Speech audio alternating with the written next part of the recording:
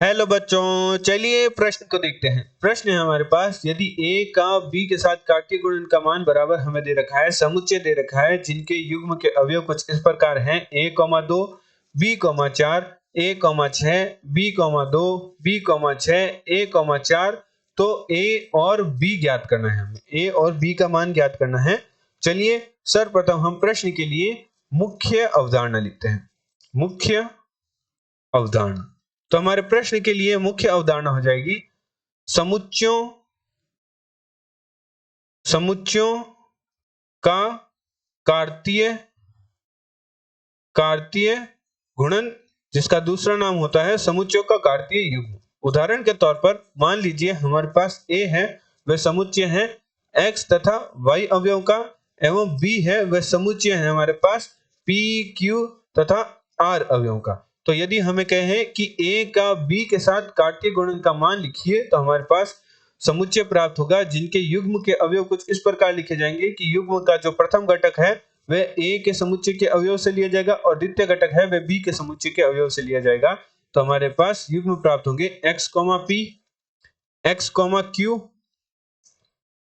x, r। इसी प्रकार अब हम y के लिए लिखेंगे तो y, p, y, q और y, r। तो हमारे पास जो a का b के साथ कार्तीय गुणन है उसका मान प्राप्त हो गया है। यदि हमें कहें कि b का a के साथ कार्तीय गुणन लिखे तो हमारे पास समुच्चय प्राप्त होगा। अब युग्म के जो घटक है, प्रथम घटक है वह b के समुच्चय से लिया जाएगा और द्वितीय घटक है वह a के समुच्चय से लिया जाएगा। तो हमारे पास युग्म प्राप्त होंगे p, x, p, y। इसी प्रकार q, x, q, y। इसी प्रकार r, x और r, y हमारे पास युग्म प्राप्त होंगे। अतः प्रश्नानुसार प्रश्न में हमें a का b के साथ कार्तीय गुणन का मान दे रखा है, जो कि हमें दे रखा है समुच्चय जिनके युग्म दे रखे हैं, अवयव दे रखे हैं a, 2, b, 4, a, 6, b, 2, b, 6 और a, 4। और हमें प्रश्न में a एवं b का मान ज्ञात करने को कहा है। तो हमारा जो a है वह बराबर होगा a का b के साथ जो कार्तीय गुणन के अवयव का जो प्रथम घटक है वह हमारे पास a का मान होगा, का प्रथम घटक हमें a का मान देगा, अर्थात a का समुच्चय के अवयव देंगे।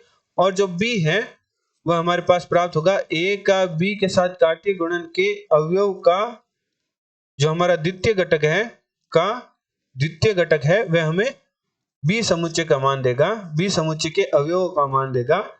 तो इस प्रकार हम a एवं b का मान लिखते हैं।